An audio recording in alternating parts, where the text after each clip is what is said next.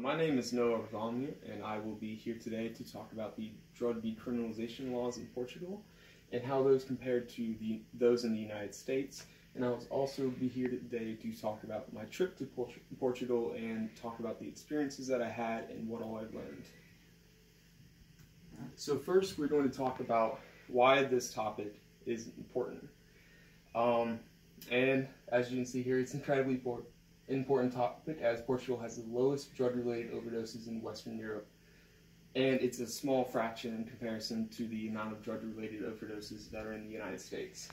For example, the United States has 312 deaths per million annually, while Portugal has a measly 6 overdoses per million annually, and that's from Christoph 2017. And one thing that's important to consider is that correlation does not equal causation. So while we might look at these harm reduction methods that Portugal has, that does not directly create the lower amount of drug overdoses, and that must be kept in mind. The initial research question, what we're trying to figure out is what are the variables that causes the differences in the amount of overdoses each year between different countries in Europe and also the United States as well. Perhaps this is, the lower amount of overdoses is due to the harm reduction methods that they have, but it could also be the culture that surrounds it in Portugal, as country to country cultures differ, and so it is the same with concerning substance abuse. So some background on substance abuse. We will be talking about the prevalence of substance abuse, the consequences of substance abuse disorder. Substance abuse is a mental illness. We will talk about that. And we will also talk about how opiates are what is causing the amount of overdoses.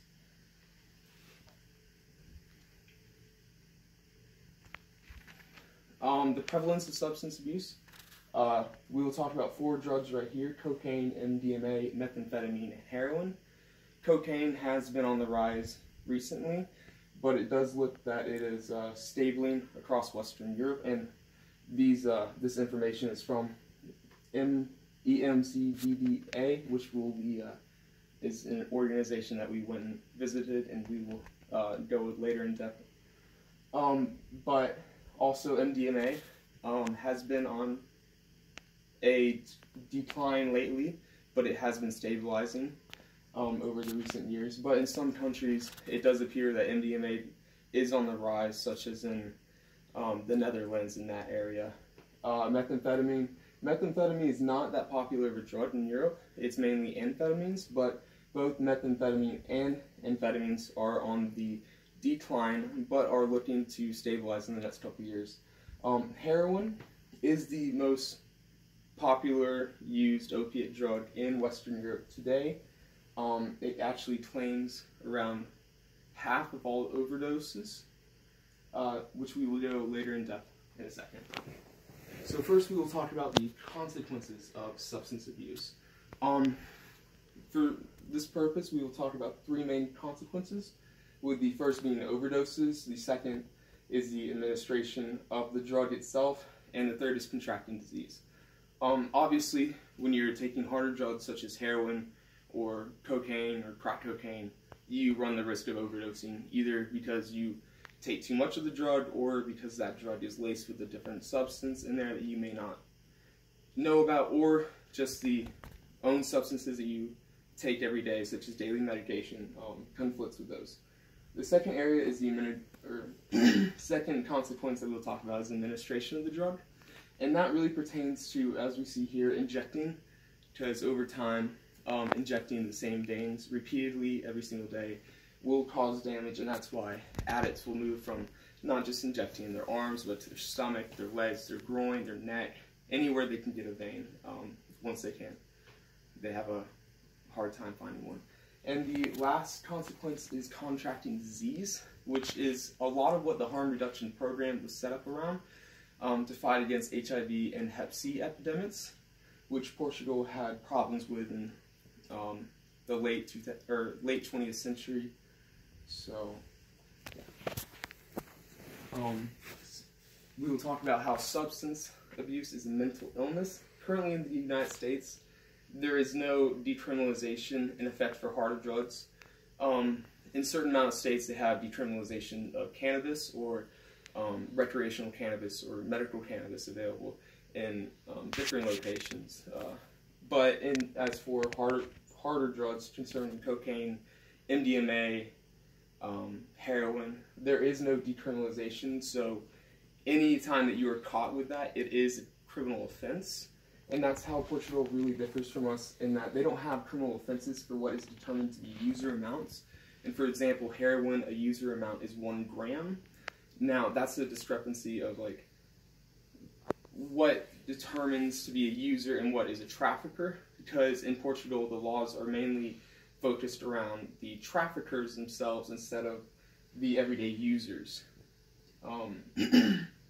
As we see here, Portugal instead focuses their efforts on targeting the drug traffickers. With the decriminalization, instead of a criminal offense, Portugal more so has a small fine, community service, and or a referral for treatment. Now, this treatment is not mandated. It is only a referral for you to go meet with a counselor and discuss your options. And now we will talk about opiates, or what is causing overdoses.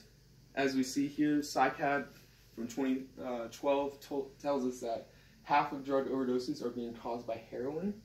And punishing an addict will not make them stop consuming drugs. If you pick up someone that has some heroin on them and they go to jail, they're going to go through withdrawals. And when they get released the next day or whenever they do, there's only one thing on their mind, and that's to go fulfill that desire of heroin in that case. Since a lot of these addictions are so strong, it's important to remember that the users are who get to decide when they stop using these drugs. Forcing someone to stop using substances is not going to work, because they won't have their heart in it, they don't have a desire to change their own life, and they're the ones who really have control of their own life. Now we will talk about the European Monitoring Center for Drugs and Drug Addiction. We will talk about their goals and missions, and their goals and missions are to put out information that can help with the legislation concerning drug laws. They conduct research and put out this research and make it available and just contribute to it. Now, one of their strengths is that they help facilitate new legislation because they act as a catalyst, but one of their weaknesses is that they don't have a hands-on approach. They only perform research and then put that research out. They don't do something personally with that research. They rely on other companies to do that. As for the history of EMCDDA, they began in 1993, but it wasn't actually working in operation until 1995. When talking about the culture there, it is more business casual. We had to go through a security checkpoint when we went in there. We had to have our passports, which was the only location that required us to do that. So I would say that's a little bit more formal than the other organizations we've visited. The structure of it, they work with other institutions that are in Europe and other countries that are in the European Union and countries that are beginning the process of joining the European Union. So they look out to prospective countries for their data as well. They don't just look inside the EU. And now we will move on to CRESER. Their goals and missions, they work together to essentially promote harm reduction and a healthier lifestyle. One of their strengths is that they have very strong relationships with the users that they visit every day. They go out, this is a picture of us right here, but they go out and they see these users every day. They hand out needles and get their old needles back. So once again, we're participating in harm reduction of diseases concerning needles. One of their weaknesses, however, is that they don't have a lot of funding, so they are restricted in what they can do. Also, they are not allowed to give out methadone, so if one of their users they come in contact with has a desire to stop using heroin and instead uses a substitute methadone, they have to refer them to a different organization. They can't just administer the methadone treatment themselves. The culture, as you can see here, the culture is very casual. They're out and about. They're an outreach team, or multiple outreach teams, and they're walking around in everyday clothes because that's what's comfortable and necessary. And also, I believe it helps the addicts kind of be more receptive to them instead of them being dressed in, let's say designer clothes or whatnot. When we talk about the structure, there's many different professions that go into this organization. There's nurses, there's psychologists, there's I believe there's a doctor on board even. There's administration teams. It is a very big organization, and they're operating quite well. And we move on to Areas de Penhall, which is the Association for Social Inclusion.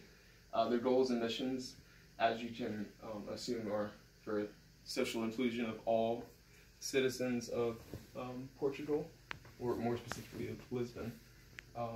But they also promote harm reduction as well. They have a needle exchange program, and they also have what is seen here in the picture, a methadone treatment van, which is a van that will park up in certain areas every single day from a certain time frame, and people who have begun to get off heroin and want to begin methadone treatments, which is a non-psychoactive version of an opiate. So it's something that they can do without having the withdrawal symptoms, but at the same time they're not high.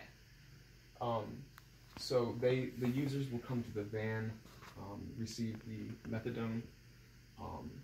Now, a weakness is that they can't force anyone to begin the methadone treatments. Like I said earlier, it's up to the addicts to decide when they are ready to progress into the next step. So while they may see people that are slowly killing themselves and just exchanging needles out, they can't make them take the methadone, which I can assume could be a struggle sometimes. As for the history, it began in 1986 by a group of psychologists who wanted to institute a community of therapeutic for drug users. So they wanted to provide something that could help combat the battles of addiction. Their structure, like PSYC, it's multiple people. There's psychologists, nurses in the van. Once again, they have a doctor. They offer many different specialties such as lab work, blood work, so they have to have employees for that. So their structure is quite large. Now we move on to PSYC, or what is known as the Addictive Behaviors and Dependencies Intervention Division. And their goals and missions is to stop the overall use of psychoactive substances. Now this includes tobacco and alcohol, which is one of their weaknesses, because since the Portugal culture is surrounded by wine, because it's such a vibrant history there, or tobacco from imperialism times, it's hard to fight against the old habits that country has. So I would say that is a weakness for them. Now for strengths, they have a multidisciplinary intervention approach, which means they use a multiple of intervention techniques in order to train and publish these intervention techniques to others. The history surrounding that is it was started in 2012 in order to research and publish new intervention techniques for all psychoactive substances. Now the structure, as we can see here, it's made up of different areas. There's administration and support advisories, monitoring and information department regarding data collection. There's a planning and intervention department in regards to researching new intervention techniques, and then from there are different subgroups that go more in depth into those. But now we will begin the changes in perception that I had from the start of the trip to the end of the trip, and how my mindset has changed over time. So we'll talk about three different things. First is the harm reduction model versus abstinence model. Then we will talk about treatment versus jail time, and that substance abuse is a mental issue, not a criminal one. Now, I originally believed that with the harm reduction techniques that they were almost advocating for the users to continue their drug use. But instead it's acknowledging that those users will continue no matter what. So what can we do as a society to help prevent the spread of disease or increase the quality of life for those type of people? So I was quite wrong originally. The second thing is that I thought jail time was necessary for harder drugs because that offered an opportunity for those people to sober up, and maybe they'll change their ways from there. But like I said earlier, they're not going to do that unless they're there for a very, very, very long time and go through some rehab treatment facility. So it's more likely that they're just going to get out of jail and go and continue using the drug, which is why you have habitual offenders for a lot of drug offenses in the United States. So the treatment has really changed in my eyes, because when at first I learned that it was not mandated treatment, I was quite surprised, because I didn't think that anything was really being done to prevent the use of these substances.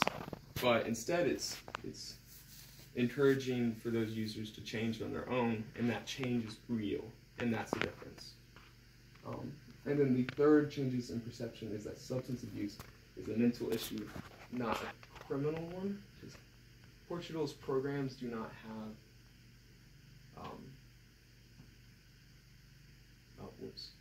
but Portugal's programs do not have a mandated treatment. So those people come in when they feel that they have that opportunity to change themselves, and when they really want to change themselves is when you'll actually see the changes in effect, not just someone who's being forced to go through a 12-step program and then they get out and they continue using the drugs that they were using beforehand. But that's how it's different. That's odd. Right, so as for academic connections, we will talk about 5 different areas. We will talk about group dynamics, substance abuse, crisis management, marriage and family, and physiological psychology. So first up is group dynamics, which I will have to say that I saw 2 different groups in mind. I saw the drug users, when we met with them in outreach teams, that they had a cohesiveness around themselves, and I don't know if it was just the motivation of consuming drugs, or if they connected with one another for solidarity or for protection. I don't know, but they seem to have a high level of cohesion in their groups. And there's also seemed to be a undesignated leader in each of those groups. Now, this could also be due to a language barrier, in that only one member of the group was able to speak English, and that's why those were the people that we conversed with. However, I believe that in all groups there is a leader that is designated, or an undesignated leader at times, and I think that these groups are no different. As our own group, we develop together as we participate in service learning projects. We converse with one another about how our own mindsets and ideas were changing at the time, and how much we were learning, essentially. We were just sharing that with one another and just developing as a group as a whole. Our own group grew more cohesive and effective together in the way that we asked questions.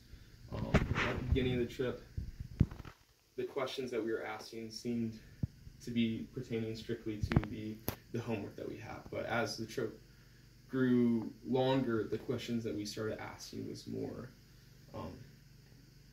of our own interest instead of completing a assignment.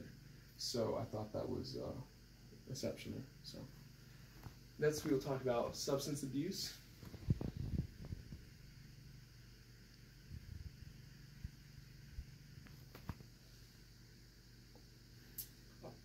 So this is one of the harm reduction tactics that we saw from Cresser.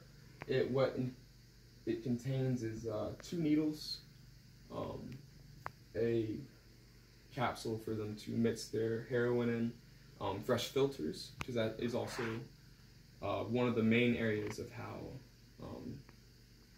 bodily fluid diseases are spread, or through the filters, not just the needles. So that's why they made sure to give fresh filters with the needles as well. And there's also a condom in there for sex workers, just as an overall harm reduction.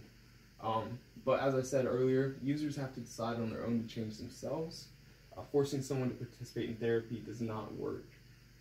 They must be willing to work upon themselves. If they're not willing to work upon it, you're not going to build anything. If you don't, for example, if you don't have a strong foundation, then the house that you build upon will crumble down. And that's how that person's treatment will be, unless they themselves, the foundation, set themselves and allow themselves to be treated. And so we will move on to crisis management. And this involves a story from one of the members of our group, one of my friends, Clark. So he went to the hospital with an addict who had a bad batch of crack cocaine. Apparently the cocaine had very high levels of potassium in it, and so he was going through potassium poisoning at the time. However, there was a very large language barrier, as Clark did not speak Portuguese and the addict did not speak any English. But all that time that addict was freaking out because there was no one in the room at the time that was speaking Portuguese, Clark was reassuring him through English, and even though he couldn't understand the words that he was saying, that compassion was still relayed through past the language barrier. So, marriage and family. Now this contains a story of mine, of when we were at the area's pinhole mobile methadone vans. I met a man who was working on recovering his marriage. He was previously addicted to heroin, but he had just started receiving methadone treatments in the past year and a half. At first, when he was a full-scale drug addict, his wife left him. He didn't get to see his kids. He was completely cut off from his family. But when he started using methadone, which is one of the harm reduction techniques that Portugal has, he was able to start rebuilding his life, and he was able to start reconciling his marriage and the relationship with his kids. And it's just, drugs can have a lasting impact on family relations. There's always a road to recovery, and that is important to keep in mind, that no matter how far you've gone, you can always build back. And now we will talk about physiological psychology, and that has to do with the brain itself, and specifically we will be talking about the synaptic gap and the release of dopamine by substances. So drugs of abuse work by releasing dopamine, or trapping the amount of released dopamine within the synaptic gap, meaning that that dopamine is not allowed to be re-put through the neurotransmitter, and so it's just an excess of dopamine in the synaptic gap, which is that sensation that you're feeling at that time.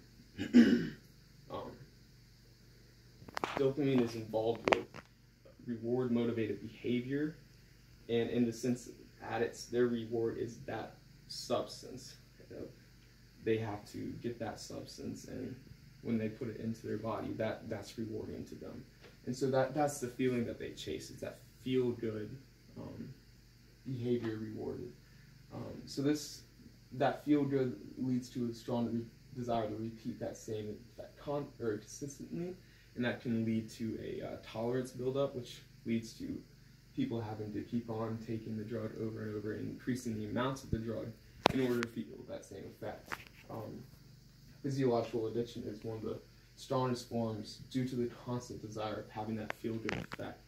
That desire for chasing that substance does not go away, but rather you have to learn to replace those desires with others. And now we will have some final words regarding the trip. This trip was a fantastic experience regarding learning about new cultures and other countries' laws and the effects that can be seen from those laws. It is incredibly thought-provoking that concerning the low amount of overdoses that Portugal has per year in comparison to the United States. However, with all these harm reduction methods from Portugal in mind, once again, it's imperative to remember that correlation does not indicate causation. These harm reduction methods are certainly related to the lower amount of overdoses, but they are not the direct cause of them. Perhaps, once again, as the overall culture that surrounds drug use and how users are treated as patients instead of criminals. But I advise to any students that are embarking on this journey to keep an open mind concerning other countries' laws and their effects on the individuals. So, thank you.